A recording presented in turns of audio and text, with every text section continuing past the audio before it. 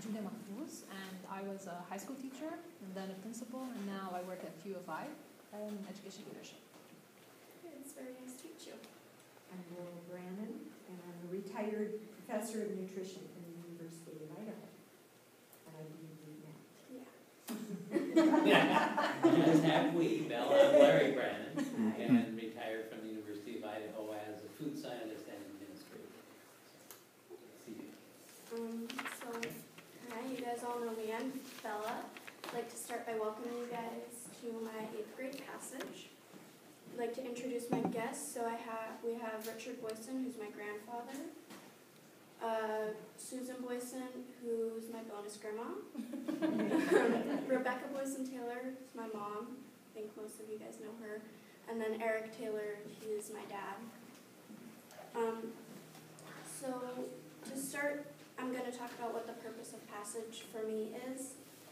So for me, it's a chance to record and sort through my thoughts, ideas, goals, and plans. And it's a way for me to reflect on the past 3 years. So for me, the way I process things is I need to write them down or speak them.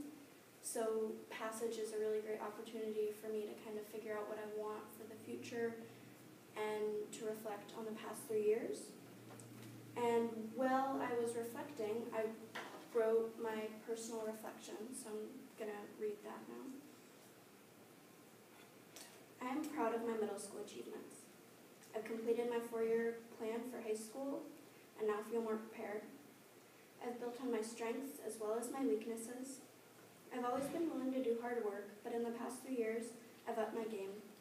I've also improved a lot in my writing and poetry.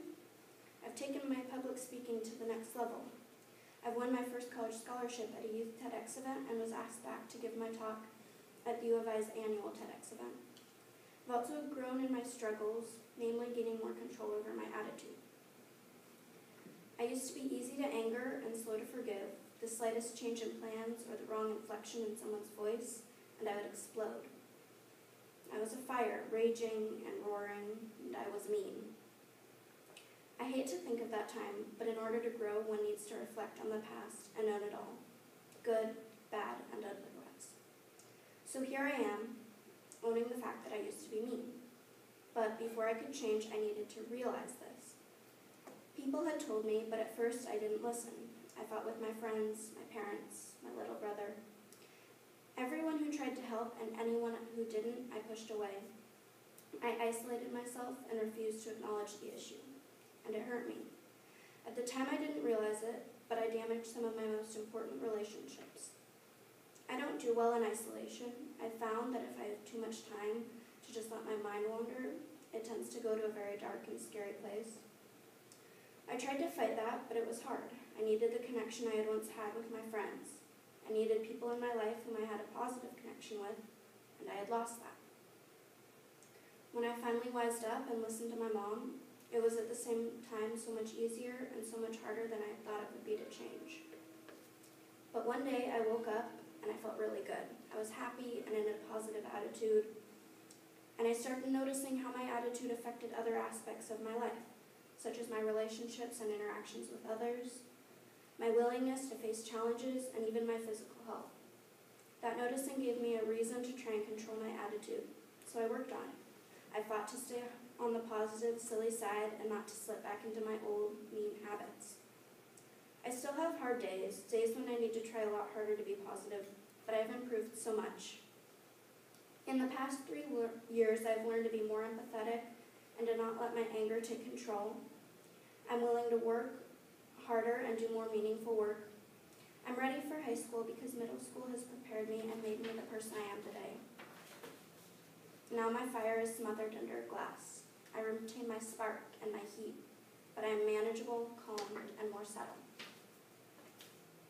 Okay, so now I'm going to move on to my academic reflections. So the first one is my ELA Humanities reflection on Our People Could Fly expedition. And the piece of work I'm going to be focusing on is my borrowed word poem. So learning targets for this poem where I can analyze the impact of rhymes and repetitions of sound on a specific section of poetry. I can determine the figurative meaning of words and phrases in a literary text. I can analyze figurative language, word relationships, and nuances in word meanings, and I can identify common poetic devices, especially those that have to do with structure, figurative language, and repetition. So in this expedition, we read the narrative of the life of Frederick Douglass, and while we were reading the narrative, we wrote a borrowed word poem. So how we did this was we borrowed phrases from the narrative that stuck out to us, and we arranged them in order and then wrote a poem around them. So my poem was about a particularly cruel overseer that Douglass had to endure. And my poem is titled Mr. Severe. Mr. Severe waits, ready to whip, begging to draw blood, snarling like a dog. He waits to drag poor slaves to his field of blood and of blasphemy, cursing, raving, cutting, slashing at the black man who dares to pray for deliverance from the jaws of slavery. The death of him, that Mr. Severe, is a most merciful providence. His last words, the devil's dictionary, as the light fades from his eyes, we are at peace, for now. So I met the learning target. I can identify common poetic devices, especially those that have to do with structure, figurative language, and repetition by analyzing the poetry of others and learning to use the tools that they use, such as simile and rhyme scheme, in my own poetry. I really enjoyed writing poetry, so this was a particularly interesting part of this expedition. And I also enjoyed analyzing poetry more than I thought I would. Before this expedition, I thought that it was better to speculate at what the poem meant and not tear it apart for some meaning that may or may not be there. But I now understand the clarity and learning that can be gained from careful analysis of poetry. So my next reflection is my 7th grade social studies expedition on killer whales. So the piece I have is the final art piece that I did for this expedition. So learning targets are, I can create an original piece of art that conveys my perspective on killer whale recovery, captivity, or connection to human culture. And I can write a concise artist statement that provides the viewer with an appropriate level of context for my art piece. And then the habits of scholarship, or HOS target, was I can craft high quality artwork that demonstrates complexity and artistic intention. So what I did to make this art piece is I have a canvas that I painted, and then on it I have a killer whale that's cut out of cardboard, so it's kind of 3D, which was cool. And then I have a fishing line, and along it are printed the names of SeaWorld-like organizations that still hold killer whales in captivity. And then I have a pair of safety scissors that represent the ESA, or the Endangered Species Act, to represent the kind of slow but well-intentioned work that, or I guess it's not work, but kind of the slow and ineffective work that the ESA has done to protect killer whales.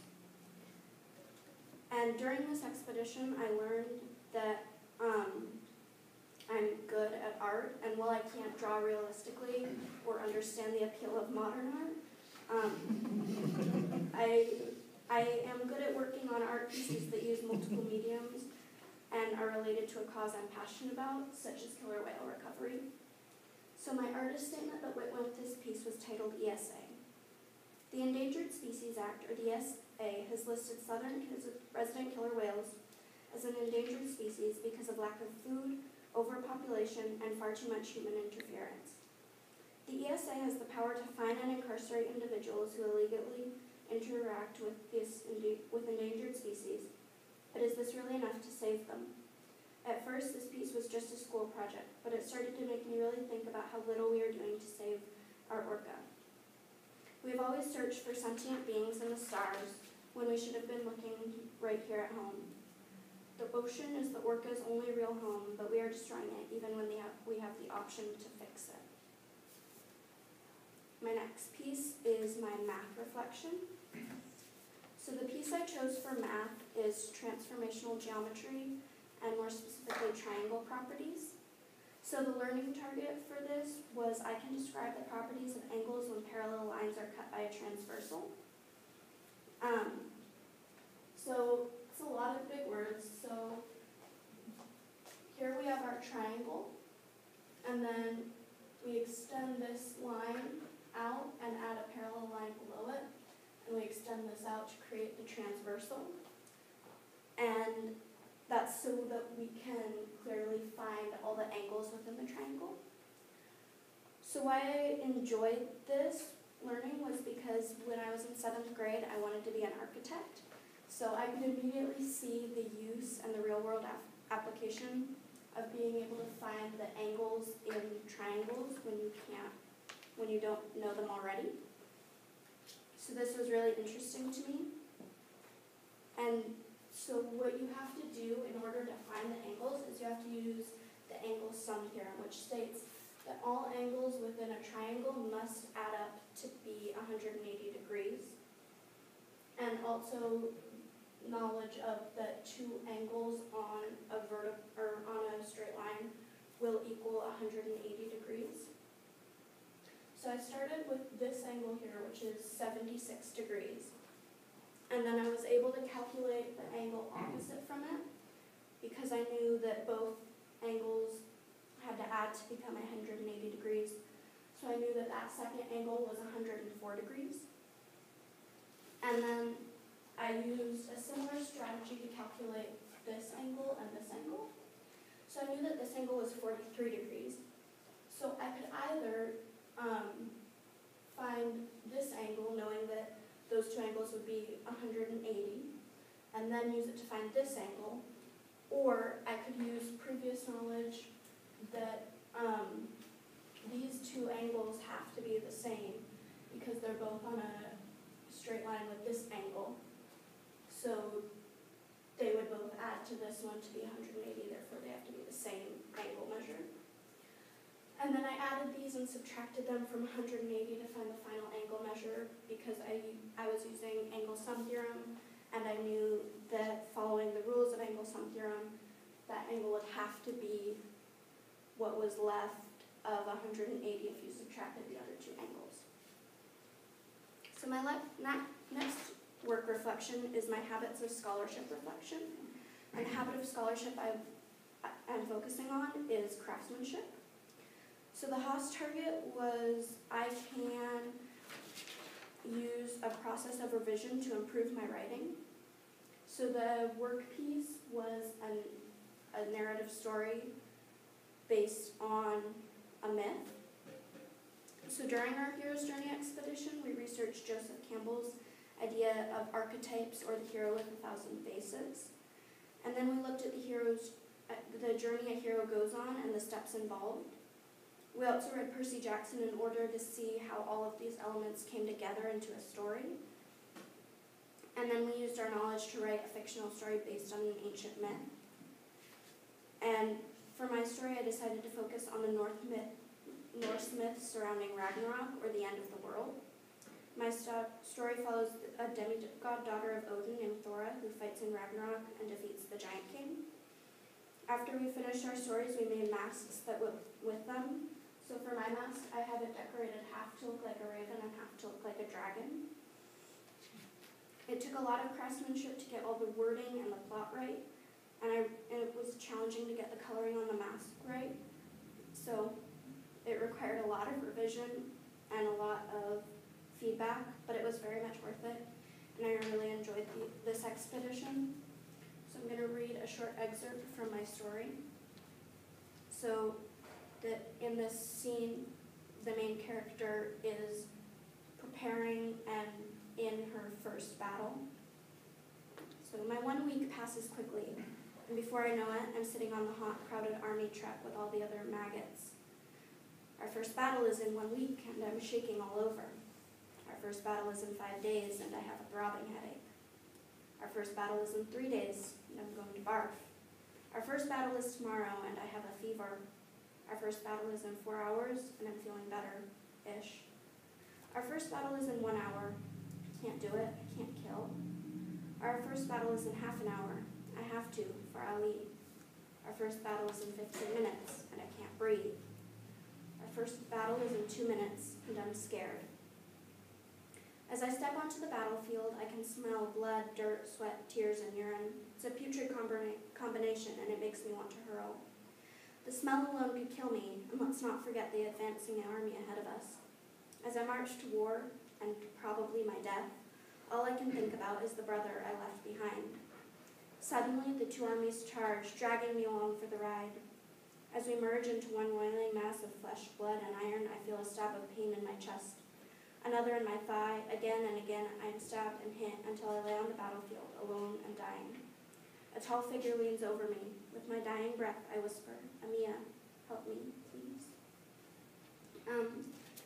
So my next and less dramatic reflection is about a TED Talk that I did recently.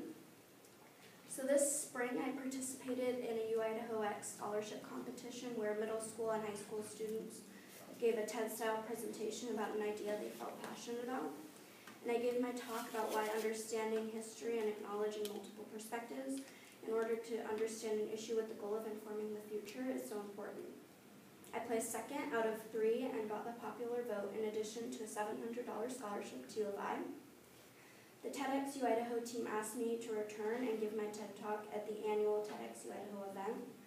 So on April 21st of this year, I gave a TED Talk. I was the youngest speaker and I was really nervous, kind of like I am right now. But I got up on the stage and I stood on the legendary red TED circle and I gave a TED Talk. And I learned a lot about public speaking and presenting. I'm really glad I got this opportunity, and I'd like to share some of the things I learned about public speaking today. So the first thing is to get familiar with the form, to learn what restrictions on time or space you have. Second is to develop an idea, and the third is to write a script. And then you create slides. And one thing that was kind of surprising and different than what I learned before about step number 4 is that you shouldn't try and have a bunch of slides.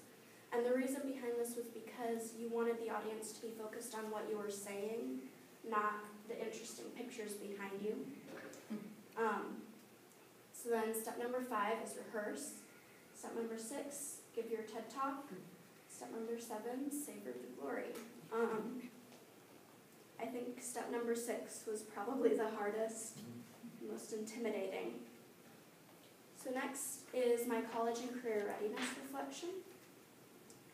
So I've only just figured out what I think I want to study. I think I would enjoy marine biology or fisheries management. When our class went to Orcas Island in 6th grade for a week-long trip, we visited Glenwood Springs, a fish hatchery on the island.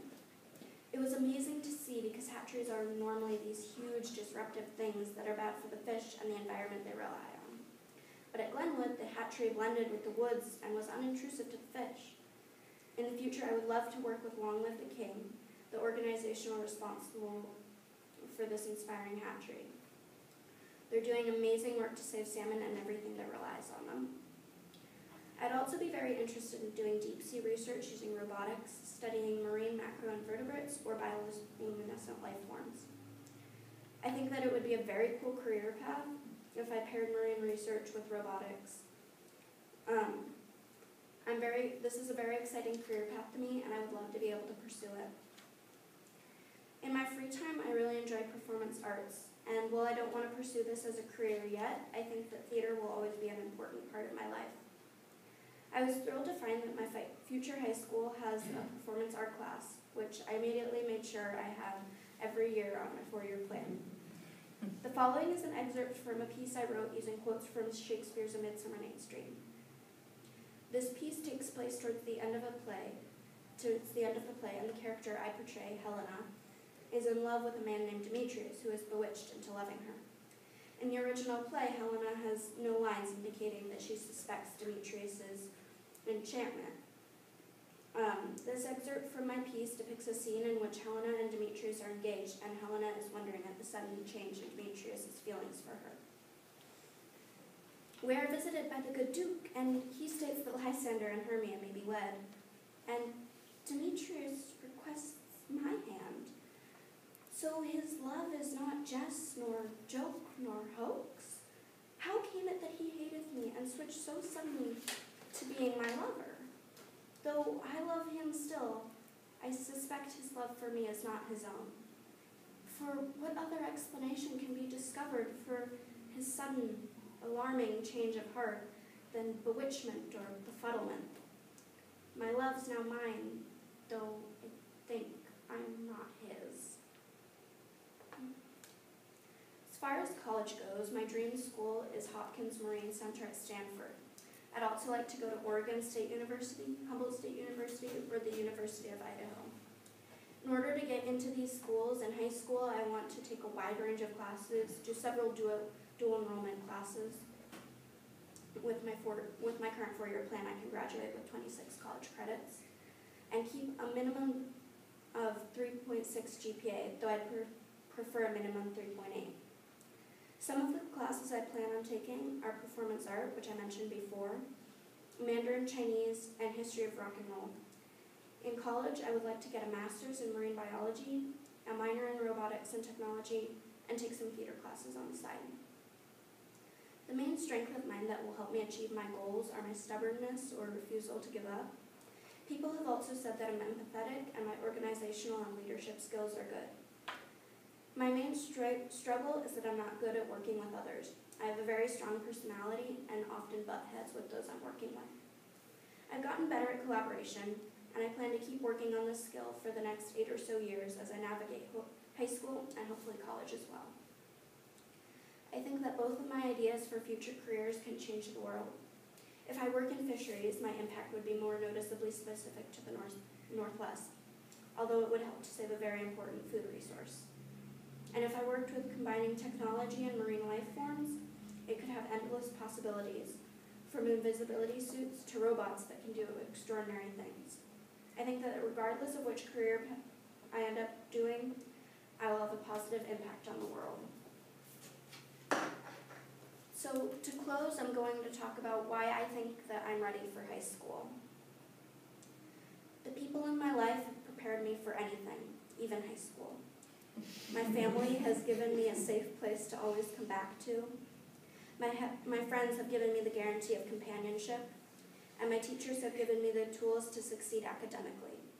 So while I only have so much certainty about the next 4 years, I know that I will always have the positive impact and support of my family, friends, and teachers. Thank you for coming to my 8th grade passage. I hope you enjoyed it. I will now open it up to the panelists for any questions.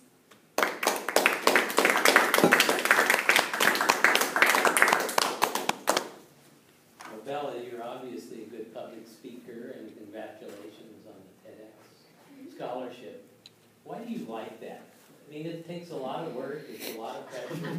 Why do you like putting yourself up in front of people and speaking? As I mentioned before, I really enjoy performance art, and it might seem a little bit selfish, but I kind of enjoy taking the spotlight. That's it. I think that's probably right. I also enjoy that public speaking is such a good way to inform an audience about something you're passionate about. And I think that especially if you're good at public speaking, you can do a lot of good through it. So that's why I enjoy public speaking. How old are you? 18, Yeah. 20, I don't know. I'm kind of speechless, and I'm never speechless. Oh, wow. I really, this isn't a question, I just really appreciate your honesty in your opening. I mean, that is amazing to get up in front of a group of adults and say, I was mean, and I needed to do something about that. So I just want to thank you while I try to recover myself here. Thank you.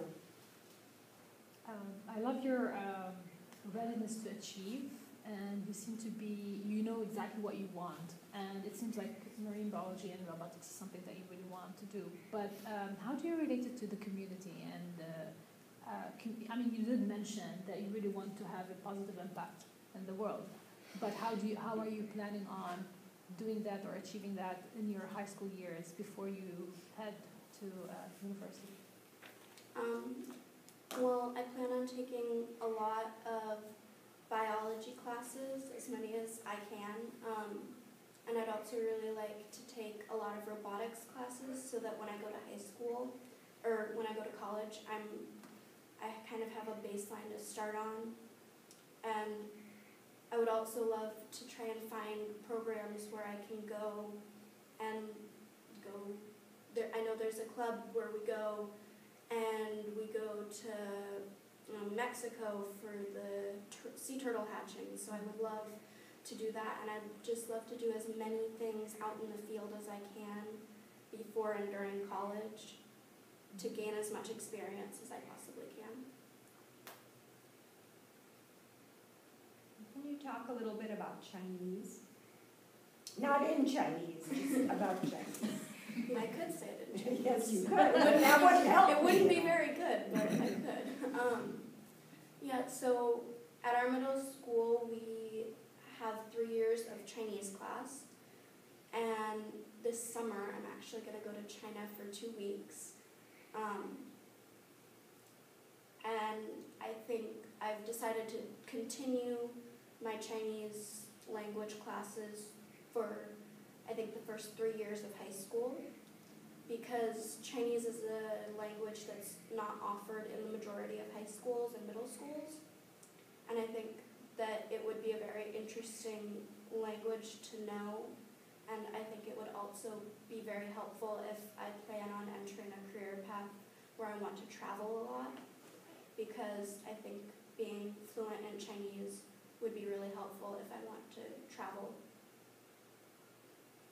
And what else have you learned from taking Chinese besides just the language?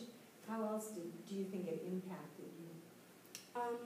We've learned a lot about the culture and the food, which is really good. And I think kind of the most profound thing is it's been really interesting to kind of talk to and get to know the teachers and to kind of think about the difference between our two cultures. And I think it's been really interesting to be able to get to know people so well who come from a really different culture than ours. And I'm really excited for my trip to be able to experience that more fully. What drives you to succeed? My passion for doing good work that helps people who either are not in the position or don't have the power to help themselves. And not just people, animals also. Bella, you obviously will be a good leader, and a couple of words that you used were stubbornness and collaboration, which are sometimes in conflict. How do you resolve that? I'm still working to be better at collaboration, but I think the main thing is listening to others and coming into any scenario with an open mindset, ready to hear their ideas and to build on them, and to be prepared to have your idea not be the one that's picked or not be the best idea, I think, is the main thing. Because in 6th and 5th grade especially, if my idea wasn't the idea that got picked, I would be extremely unhelpful. And so, especially in 7th and 8th grade, I've learned to be more accepting and more open to others' ideas. And I think that continuing to come into any situation with an open mindset and ready to collaborate will help me to grow in this even further. I just say that stubbornness can be good in there as well. Sometimes you have to stand up for what you think. I prefer to think that it's stick-to-it. Stick to it. I don't know why rather than stubborn sounds so great.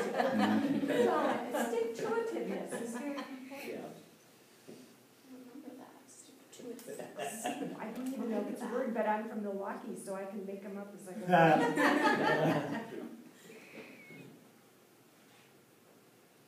I know you do a lot of revisions in your work at Poulos Prairie. From the time you're in kindergarten, you start doing revisions.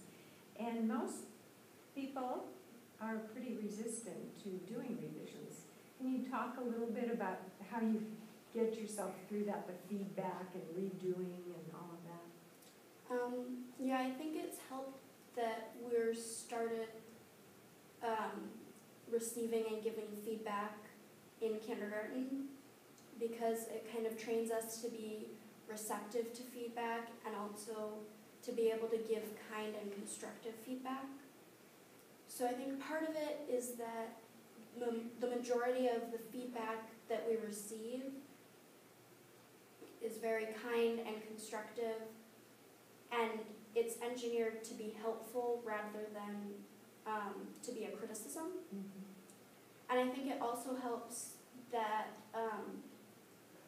we give and get so much feedback that now it seems strange if someone doesn't give us feedback on something.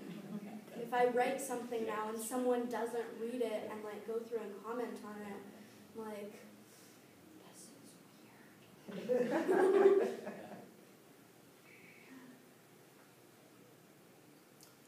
Alrighty.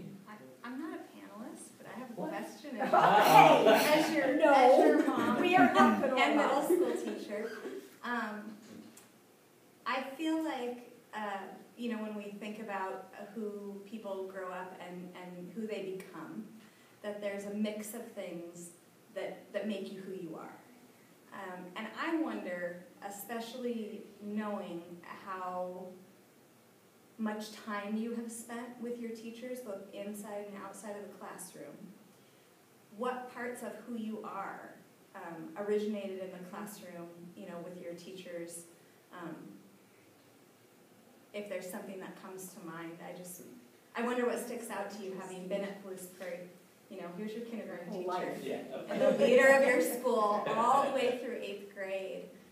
What things do you think that Poulos Prairie has helped shape in your personality or in your goals or who you are? I think that Poulos Prairie is a really large part of who I am. I think, like we talked about before, like accepting and giving good feedback. And it's a very safe environment to work at your challenges and to have the opportunity to be vulnerable and to be open with your peers. And so I think it's been a really good place to kind of like grow up, and I was not expecting to start crying. I don't know, I think it's just been, I figured out. I think I've gotten so many of my best qualities from this school, and so sad that I have to leave. And I don't think I would be half the person I am today without having gone to this school. So thankful that my mom decided to keep me at home for an extra year so I could go to Poulos Prairie all the way from kindergarten to 8th grade.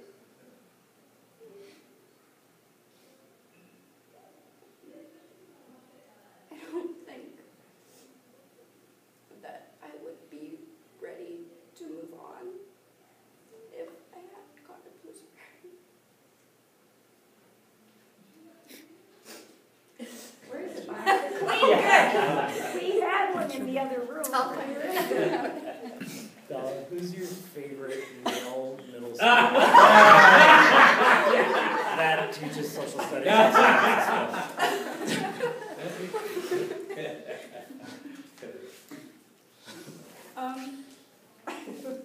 I believe his name is Harold. Oh, I hate that.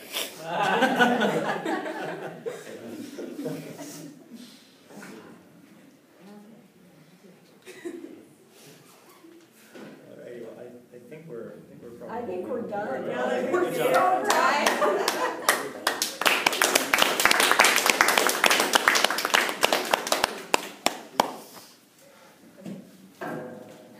Well done.